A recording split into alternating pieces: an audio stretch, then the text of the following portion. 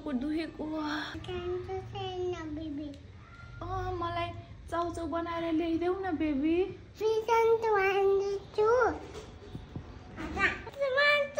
सुरुमा त बाबुले कराई बसालेर पानी हालेर चाउचाउ हालेर भएको मसाला भकभक उमालेर पकाएको छ है। पाकेर भ्याएपछि बाबुल चिसो पानीले मजाले धोएको छ है। उता चपिङ गर्न तर्फ लागेको छ है।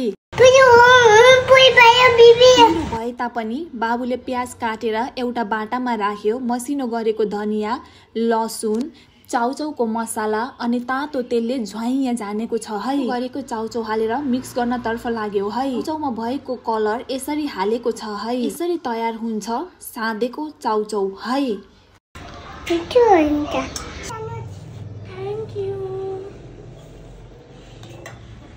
म चाख्न तर्फ लागे है। ढाँटेको होइन, यो सानो बेबीले यति मिठो चाउचाउ बनाउँछ भनेर आश गरेकी थिएन है। तपाईहरुको टाउको दुखेको छ भने साँधेको चाउचाउ खानुस् ल।